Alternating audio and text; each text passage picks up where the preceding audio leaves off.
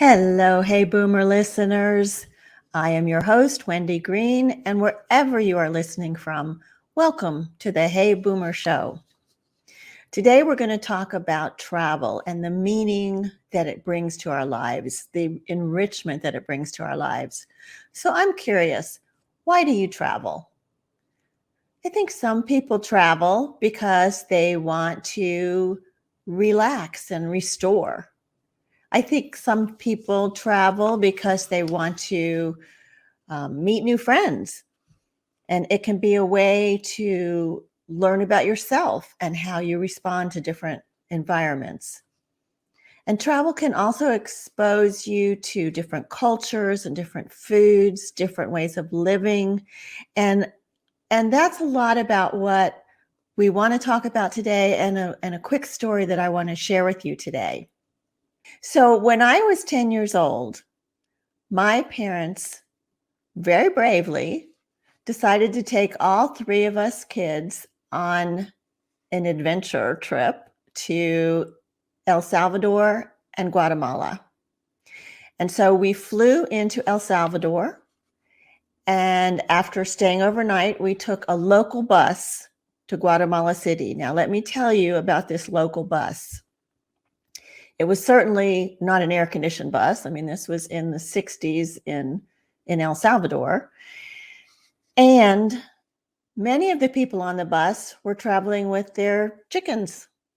So you can imagine three little children from Miami, Florida, looking at this whole strange environment of people with their chickens on this local bus. It was very interesting and unusual for us. We arrived in Guatemala City, and it was in a state of siege. So you got off the bus, and there were all of these military people with these submachine guns. And again, three little children from Miami, Florida, and we're like, wow. Like Dorothy said to Toto, we're not in Kansas anymore, Toto. The next day, we took another bus up to a volcanic lake called Lake Atalan. And as we drove up the mountain road, there were women with baskets of goods on their heads, just walking up this mountain road. It was amazing. And then when we got to Lake Atalan and we went to the local market, people in the villages were touching our hair because these were Mayans and Inca Indians, and they were not used to blonde hair. So it was quite an experience for them to be exposed to us and for us to be exposed to them. And just that whole experience of being in another culture just completely opened my eyes to there's a world outside of these little communities that we live in, and going and experiencing them opens your insight and your empathy for different cultures. And we're going to talk more about that as we go.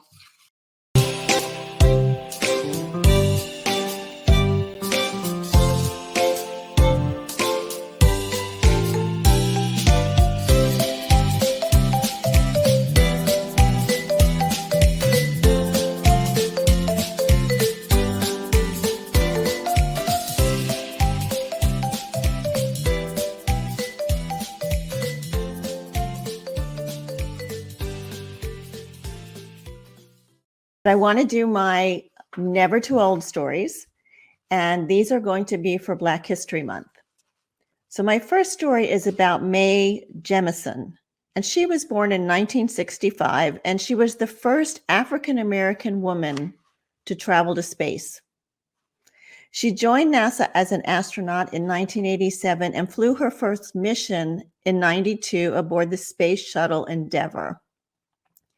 She left NASA in 93, and since then, she's written a children's book. She's appeared on a Star Trek episode. She created an international space camp for students 12 to 16 years old called The Earth We Share. And she is currently leading the 100-Year Starship Project. She's 65. And this project is focused on ensuring that human space travel to another star is possible within the next 100 years. We seem to be moving in that direction, don't we? The next one I want to mention is Maya Angelou, probably dear to many of you, and she's known for her books and her poetry. Her first book, I Know Why the Caged Bird Sings, was published in 1969, and it tells the story of her own sexual assault as a child and is credited with helping many sexual assault survivors tell their stories. Her last book, Mom and Me and Mom, published in 2013 when she was 87 years old. Maya Angelou read one of her spoken word poems at President Clinton's inauguration. And to honor her legacy, the U.S. Postal Service issued a stamp with her likeness in 2015. So you are never too old to continue to live a full life. With that, I want to bring on Talek so that we can talk about traveling and the meaning it brings to us. Hi, Talek. Hi there. How are you? Great. I'm so glad to have you on the show today. Thrilled to be here. Thanks. Let me tell a bit about you, okay? Sure. So Talek is an author, a digital content creator, and founder of the travel blog travelswithtalek.com. She is a passionate travel enthusiast and enjoys sharing her travel experiences with others. Talek's personal and professional background have led her to travel to over 110 countries. She has lived and worked throughout the world. She speaks several languages. She has an MBA and a master's degree in international relations from the University of Pennsylvania, and she lives with her husband in New York City and in Miami. In her blog, Talek shares information on unique destinations and provides actionable travel tips and advice to help travelers make the most of their travel. Her focus is on experiential travel, cultural immersion, and interaction with local people to help travelers create their own unique travel experiences. And her specialty is providing travel advice for women over 50. So, very interesting background, Talek. You were in international travel, international business. International business development. Okay. Can you tell us a little bit more about what you were doing? Okay. International business development is when you work for American companies and you try to promote U.S. products overseas. I worked with Kraft Foods and with Zippo International, MoneyGram International, and these are companies that were looking for people with an international background, either languages, familiarity with navigating different countries and different cultures, so that these products could be sold there. To give you an example, Kraft Foods, they make everything, Kraft mayonnaise, macaroni and cheese, and so forth. I would sell these products in the Caribbean and in Latin America in general, in Mexico also, well, lots of places, through local distributors or selling these products directly to the supermarkets. And to do this, to interact, to get these accounts, to get these orders, you would have to travel to the countries and meet with the buyers.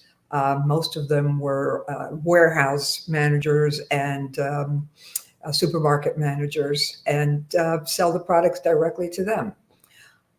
With other companies like MoneyGram, for example, I worked in Europe. Well, actually, I had responsibility for a lot of countries besides just Western Europe. But to give you that example, we would work through different agents and different banks in order to ensure the smooth transfer of monies from the United States, mostly immigrants sending money to their families overseas. So those are examples, but for all of those situations, you needed to physically be there. And I always loved travel, so that was a perfect match for me. It's so interesting because, many people that travel for work, when they're done with that, they're done. They're so burned out from travel. But instead, you decided to start a travel blog and a travel experiential travel company. I mean, what motivated you to do that? I enjoyed travel so much, I just couldn't bear the thought of not doing it. Huh. And of course, I could have just traveled on my own, which I did and still do without it being business related. But I enjoy the challenge of combining the two, continuing to combine business with travel. And I think there's a little bit of that's what I've always done Mm. and felt very comfortable there. That's my comfort zone. And I just enjoyed it tremendously. Seeing a new place, getting to a new city is always such a rush. A place that you've never seen before, how it smells and what the sounds of the city, getting around. I enjoy that tremendously. And so you kind of re-see, relearn whatever the city through your traveler's eyes when you take them. I imagine it's new things come up into your awareness. Oh yes, absolutely. We had tours to three countries: Cuba, China, and Spain, northern Spain in particular. We've put the Cuba and the China trips on hold for now because of COVID. But Spain has opened up with some requirements that need to be met, of course, some safety requirements.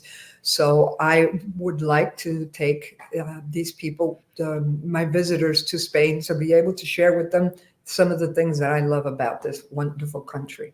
All right, so tell me about that, right? So like I was talking about this experience, that's immersion experience in Guatemala and El Salvador, and you talk about an immersion experience. How does that work when you take somebody on a trip like that to northern Spain? Okay, first of all, it's a small group tour. It's not the big bus with if it's Tuesday, it must be Belgium type of thing. It's very limited to small groups and usually themed travel. This particular trip is a culture and cuisine trip. Those Mm. are two features of Spanish-ism, if you will, that are very prominent. Spanish food is famous throughout the world. Spanish culture, the music, the dancing, the traditions, the festivals, all of that is very interesting. So rather than to just bring people to a tourist attraction and say, oh, yeah, look at this bull ring or look at this museum, we do cooking demonstrations and wine Mm. tastings in wine cellars and romps through food markets. Some of the European food markets are just amazing.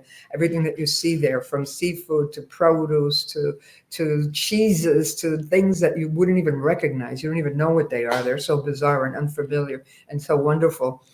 And we eat in places like that rather than to just be eating in restaurants all the time. So food markets, cultural traditions, we try and combine the tour with, we try to make sure that the tour coincides with festivals, local festivals. And this Ah. particular one is the Feast of San Mateo, which is one of the most important festivals in northern Spain. So you're in the parade, you experience everything that the city has to offer, or the little kiosks, the roving musicians, the little snack places that pop up, that sort of thing. So that's what I mean by total immersion. Wow. It sounds fantastic. Yeah, it is. It's a lot of fun. Oh my gosh. And so much work for you to pull all of that together. I mean, what? It's yeah, but it's worth it. It's you definitely pull it together, but you're not doing 10 different tours, so you're familiar with one place, then you already have the contacts, you already have the knowledge. And Huh. we work with some very good logistics providers as well. So it's not as if you're reinventing the wheel with every trip. So, but yes, it is Yes. a lot of work. Now, when is this trip scheduled for? Oh, this one is September. September September 2022, and it's from the 12th to the 24th. 12 to 20, 24. So about 12 days. Okay. All right. We're going to share your website and all so that people can see this. Um, Great. I've got some nice videos that show people what it's like and what the different festivals are like. I think you'll enjoy it. yeah. And one of our listeners says San Mateo Festival is the wine harvest festival, I guess. So, Don't know of that connection, uh, but who knows? Maybe it is. Maybe there's another surprise there waiting for us. there you go. More good wines out of Spain. The specialty that we focus on with San Mateo Wine Festival is the return of the people that emigrated from Spain to the Americas, and they return and they call it the Day of the Americas. So that's a Oh, parade and that's a celebration, and that's one of the things that they're celebrating. But I'm sure that there is a wine festival tied in there someplace probably. because it's several days and it's several different activities throughout that time.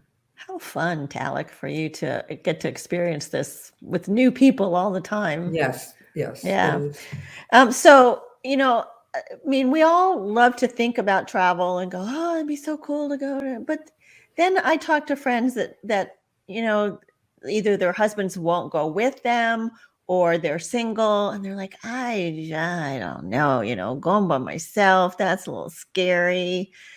How do you talk to women that are kind of in that place? All right, that's a really good question. I think that that sort of preoccupation, that sort of hesitation, is not just women related. I mean, men have it too, and there's some people that simply don't enjoy travel, and that's fine as Right. well. But some women are concerned with getting lost, not being able to communicate. Eating alone seems to be a very big point as well of difficulty of people feeling uncomfortable. They think it may be expensive. They think it may be unsafe. They're afraid of getting ripped off. And all of those are legitimate concerns. But it's nice to get out of your comfort zone. And once you do, every time you do it, it becomes less and less of a factor, less and less apprehension until you're feeling comfortable. So I have some suggestions to help people with that. Number one, I do believe that you should start, if you've never done this before, you haven't traveled, start with a small group tour just to see how does this work. How do you check Hmm. into a hotel? How do you look up some information? How do you visit the tourist office? Then perhaps start small. Once you've done that, you don't have to do these necessarily in order. Also, starting small. If you live in Miami, perhaps go on a solo trip to Key West. Hmm. You're not going far. You're not speaking a strange language. You're probably not going to get scammed, or you'll know how to deal with it, and you'll gain confidence in doing that. Um, Also, if you are ready now to go to an international market, there you're probably better off going to a market that is closer to your culture. If Hmm. you're in the United States and that's your comfort zone, maybe you want to go to the UK. That should be your first step out as a solo travel to a place where you're going to speak the language, you're going to pretty much figure out the subway system and so forth. Once you're there, once you've conquered this fear of or this apprehension through a small group tour, to starting small, through being in a country that is closer to your own comfort level, to your own culture. Something you can do is to do local tours in situ. So let's say that you're in London, do a local tour, the Tower of London or the top sites to see. They'll take you to the Tower of London, they'll take you to Westminster Abbey. You're in a small group, so you are solo, but you're not alone. And it Hmm. gives you something to do, and it's a very efficient way of seeing things rather than doing all of the research on your own and figuring out the opening times and the closing times and go with a professional. I do that. I do that. And I've been traveling all my life. And I just find that a very efficient I way of think it's seeing huge. what I want to see. Yeah. Another thing is free walking tours. You don't have to spend a lot of money on walking tours. Just go to whatever city you're interested in visiting. Let's say Barcelona, just plug in free walking tours Barcelona. They're free. You Yeah. can't beat that. You can't be free. You're going to get a nice tour. It's going to be free. At the end, it is expected that you pay a tip, but it's pay what you wish. So that's Yeah. a wonderful way not only to see things, to save money, but also to meet people. You meet people on these tours, and sometimes you hook up. That's Right. nice. Also, once you're there, you can take cooking classes. If you really want to do the total immersion, that is something, cooking classes are popping up everywhere. And they're a lot of fun. You do learn something. Again, you've got a place to go, you've got an activity that you're going to participate in. And it's something that most people don't do. So if you're interested in the culture, food is the ultimate culture. So Right. that's a great way of knowing about the culture. And to top it off, you get to bring this stuff home with you and you can make Right. your own paella. So you're learning something. What else you can do? An art appreciation class. I mean, if you're in Florence, oh, take advantage and do Yeah. a Renaissance art appreciation class. It's a Yeah. lot of fun. Again, that's more immersion. Salsa dancing. If you go to Ooh. places in Latin America, salsa dancing is fun. Doesn't matter if you've never danced before, you'll have a great time just laughing about it. And you'll meet people, and again, total immersion. If you're looking at something more long term, people ask me these things all the time because they read about people that have been living in a place for 6 months. I was like, wait a minute, how do these people do that? I mean, if you've got the time, let's say that you're in a Right. different stage in life that you can do this, then you can do volunteer work overseas. I know a Oh, I've woman. read about that. Yeah. I know a Yeah. woman that does volunteer work. She's done it in Philippines. This is for animal shelters. She Hmm. specializes in animal shelters. She goes and she lives in Vietnam or South Africa for like 3 months. And she packs up and goes someplace else and works for another animal shelter. She's a real animal fanatic. Yeah. But other things you can do, such as house sitting. There are several Mhm. sites, go online, house sitting overseas, and you could go and take care of a house, somebody's house that's on vacation for 2 weeks, and you're in the countries, the Scottish countryside. What a Yeah. way to really get to know a nice small town and not spend a lot of money. Right. Teaching is a very, very valuable commodity. If you speak English, you can sell that skill in Mm. many, many places. Japan is very big on this. South Korea, very big on this. I know a woman that does tours to India, cracking India, and she was in Spain, and she went with a group that all you have to do is speak with these Spanish people in English, have conversations with them so that they get an ear for the language, and they're speaking with native speakers as opposed to just from books.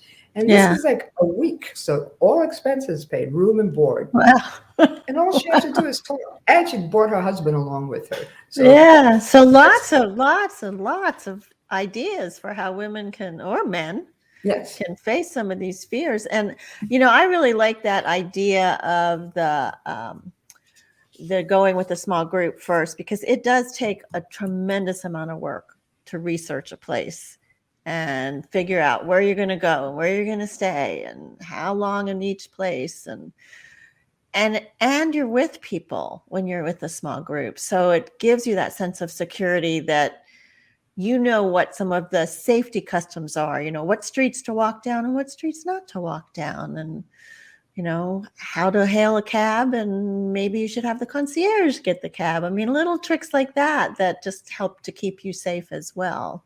Hmm.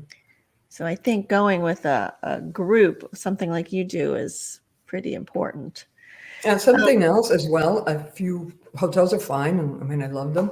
Um, Obviously, sign up to every hotel rewards program you can possibly get. But also places like Airbnb, HomeAway, there's a lot of different sites where you stay in somebody's home. And another perfect way to get accustomed to the culture and to total immersion. yeah. So, what do you think people get when they go on a tour with you, say, and they get to experience the parades and the cooking, and meeting some of the local people? You're not eating in the tourist restaurants and going to the tourist sites. What do you think that gives them as far as an insight? I think that there is such a thing, and people will debate this forever, as an explorer gene. Mm, and people enjoy exploring. It must be, because how did people explore? How did people come from Europe to the Americas and explore the New World? Or how did people go from Asia to the Americas even before that? Or how are people trying to explore space? I mean, you mhm, mentioned that astronaut. That made me think of that. People are interested in the awe of wonder, mhm, and in seeing something completely new and completely different. Like, oh wow, look at how they eat, or look at how they do that, or oh wow, that dress is very beautiful. mm, Oh, let me see what would look like on me, or the food, everything like that. To me, my answer to what that makes me feel is that travel makes me happy. It mm, makes me feel good. It makes me feel good to see things, new things, and to interact with people, and to just have conversations with people that are as curious about you as you are about them. I think that would open people very much to different cultures. And I think that's important for everybody. I think that the more exposed you are to different cultures and different ways of life, that helps you to grow as an individual. That's the emotional aspect of travel. The practical aspect of travel is that I believe that it helps you hone skills that you use every day, such as planning, communication, prioritizing, learning, problem solving. How do you get from point A to point B in Madrid? That's a problem. You want to solve that problem. How do you communicate without speaking the language? Where do you mm. go for information?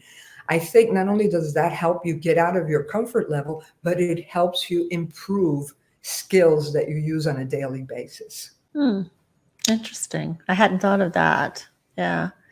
So the countries that you were going to before COVID, China, Cuba, and northern Spain, all have Yes, all have very different. I mean, northern Spain, I think, and maybe I'm wrong, Talek, but I think the culture is probably closer to ours, certainly than China. Um, so I'm wondering, do you give people certain protocols on how to how to talk to people, how to approach people, body distance, things like that are acceptable in those different countries? people ask about that, and yes, we talk about it, not in a formal presentation like, oh, never say this or never do that, but just in plain conversations like, hey, do I order this first? Or no, no, that's usually a dessert. Even if you can, people, I mean, Spaniards are cool. Their major business is tourism. And they have tourists there all the time, so they'll understand. Um, and they don't even see it as a faux pas. I mean, they just know these people are not from here.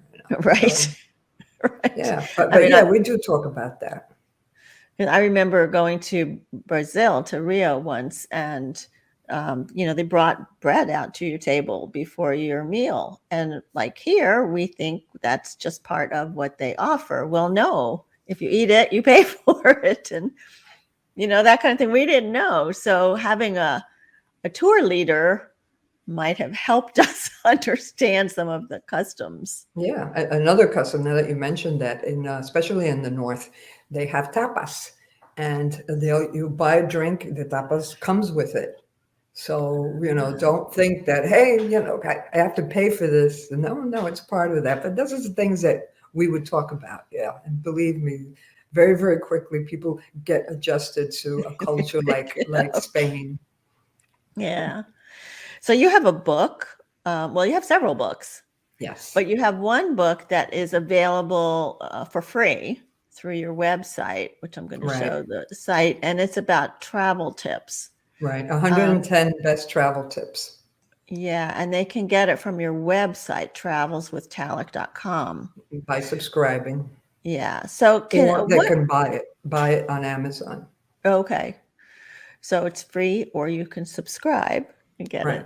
it. So what are some of your top tips for traveling? Oh boy, let's see. Never eat uh, close to or in a tourist area.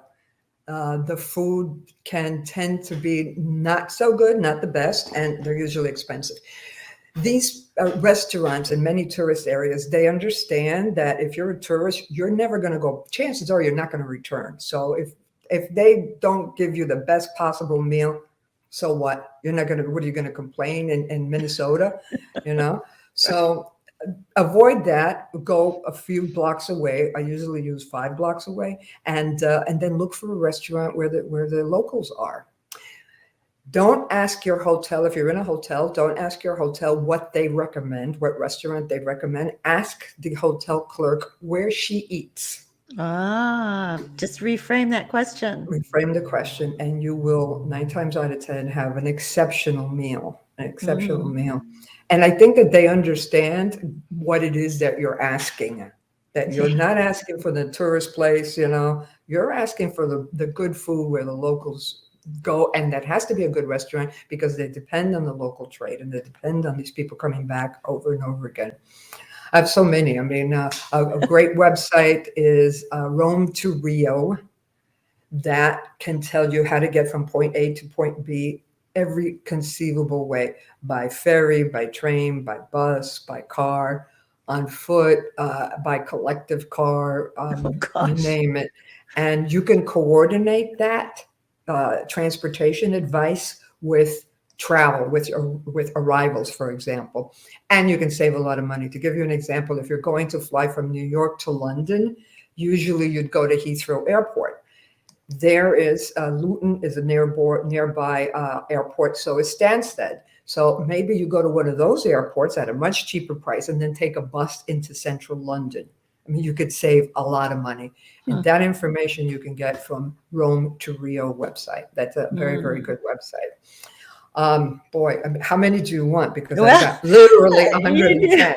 Yeah, I know, right? We can't go through all 110 right now, but I can give you the best tip, the single greatest tip. what's the single greatest tip? It is. People are going to say, what? Of course. Never, never, never, never agree to purchase something unless you know exactly what it's going to cost. People are probably saying, of course. What kind of a tip is that? I always do that.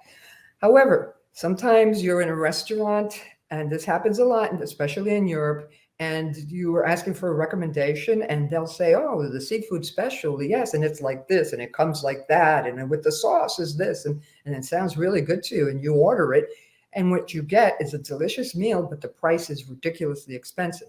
Look for it on the menu. If you don't see it on the menu and somebody is suggesting something to you, don't be afraid to ask, how much is that? Same thing with wine. Sometimes they'll say, oh, we have a special bottle. Well, how much is this special bottle? Don't let anybody give you anything unless you know exactly what it's going to cost. Taxis are great for this. You get into a taxi, and if you don't know exactly how much this ride is going to cost you up front, by the time you get there, they can charge you whatever they want, and there's nothing that you can say about it. So yeah, that's my single best tip. And also for women in particular, we have been raised to be polite and to not make a fuss and to all these things that we know. And sometimes you have to say, well, how much is it? And don't be afraid that people are going to be concerned with, oh, if you have to ask, you can't afford it, or Right. like, oh boy, I already asked him once and he didn't answer. Like, no, you can be a little bit of a troublemaker. Yeah, I think that is super good advice because I mean, I've heard horror stories about taxi rides and Yeah, that's a what, big one, taxi drives. yeah, yeah. So if I'm planning a trip and I want to find the best airfare, do I book out like 2 weeks in advance? Do I get on some kind of wait list? Are there specific sites that you recommend for? Yeah, I've got some great sites. One is Momondo, Momondo, Momondo. NDO, right? That's one. Google Flights is another one, Okay. and Sky Scanner. Wow. I haven't heard of So any.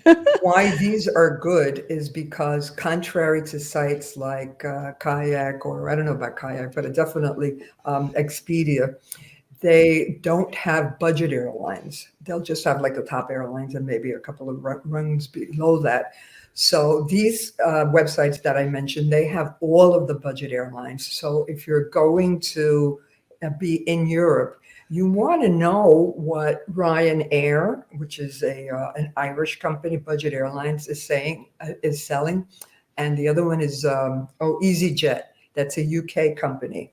You want to know what their fares are throughout Europe. Sometimes they'll have like incredibly cheap fares for going to second tier airports mostly. So they're going from Stansted Airport in London to, I don't know, some airport nearby in Barcelona. And the price is cheaper.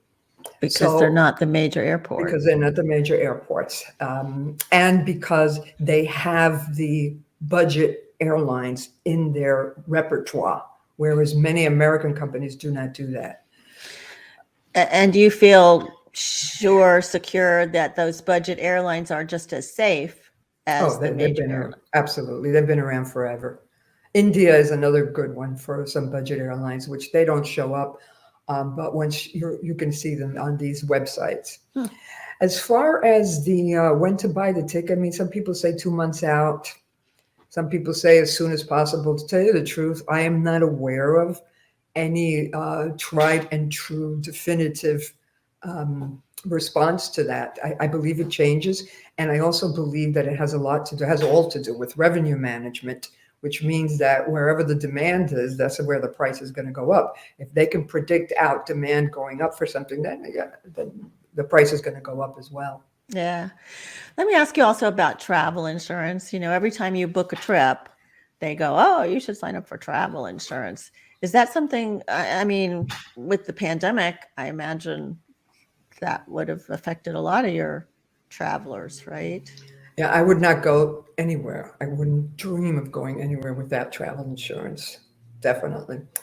If you have a credit card like a Sapphire Reserve, and there are others, that's the one I use, they have automatically travel insurance, for certain travel insurance, like lost luggage, delayed flights, things like that. They don't have medical insurance and an evacuation. So when you're going on a trip, just go to get that. That's key. And what travel company should you use? There are some travel companies that you put in your specific criteria. You insert how old you are, you're a citizen of what country, how much do you want, how much travel insurance do you want? You plug that in, and they will come back to you with different policies and different price quotes from 50 different companies. So I'm trying to remember the name of that company. But I think, I'm sorry, while you're thinking about that, I think that, you know, it's not just if your trip gets canceled or you get sick, but if you get sick in country, right, and you need special medical care, Medicare is not going to cover you in a foreign country. Right.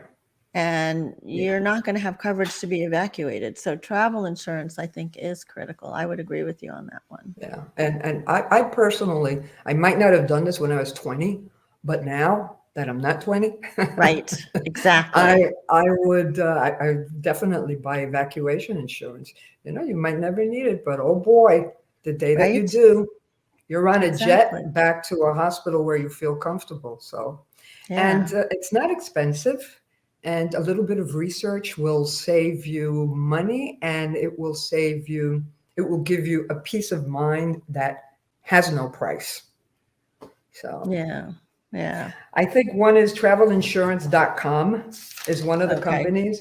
And the other one, I believe, is Square Mouth. Square Mouth. Yeah, Square Mouth. MOUTH. Okay. Right, MOUTH. And the other one is insuremytrip.com. Okay. Those three companies will do all of the legwork for you and deliver these results for you. And you're talking about this specifically for international travel, for in country? No, you can. No, it's for travel in general. You put in whatever criteria is important to you. There's a form that you fill out. They ask you, where are you going? Are you going to Spain, or maybe you're going to California? That's going to be a different quote. So you put in your own specific criteria for that specific trip, and they'll spit back out at you the all different options, and then you can make your decision based on that. Talek, this is the information that you've been sharing with us is just so valuable. I really appreciate it. One more question for you, though. You Oh, know sure. that Hey Boomer is really all about inspiring people to live life to the fullest, to still be involved, to still be engaged. And I'm wondering if you have one or two tips that you would like to leave with the audience about how to do that through travel. Oh boy. Like I mentioned, if you're interested in long term, take small group tours, number one. I mean, take a couple of them. I take a couple of them a year. You'll meet people. Join one of these groups for women over 50, different groups like that, travel groups. Um, as I mentioned, if you're interested in long term travel, try house sitting and volunteer work or teaching English overseas. I mean, that will certainly keep you engaged. And if you love travel, then it's the perfect match for you so that you can continue doing this rather than to just go off on your own. Okay, I saw this, I saw that. I mean, Right. you're involved. You're involved. Yeah. House sitting sounds like that would be an interesting option. Yeah. So if you want to get Talek's book or learn more about this upcoming trip in September to northern Spain, go to her website, travelswithtalek.com. But there's two other places that you can follow her. She has a Facebook page that's called Travels with Talek. So just put that in the search bar and you will find her page. And she also has a group. Now, this one you have to get, asked to join. Over 50 women travelers community and resource sharing. And it's a very active group, a lot of communication back and forth between Talek and the members on that page. So it's a fun place if you have any questions about travel and to meet people that you might want to travel with. Sure. Yeah. So thank you for all of this. And I want to tell you about who's coming up next week. It's kind of a nice follow on. It's not just house sitting. These people have become expats. And what makes somebody decide to go live in another country after retirement? So my guests for February 14th, Valentine's Day, are Brad and Jocelyn Majors. And they relocated to the Azores off the coast of Portugal. And they were very involved in many parts of the United States before they lived overseas, but Jocelyn had lived overseas before as well. So as you hear the story of how they chose the Azores and what life is like there for them now, I think you will agree they're not really retired. They've just kind of redefined what life looks like now for them. And that's going to be a lot of fun. Hey Boomer also has a Facebook group like Talek's group.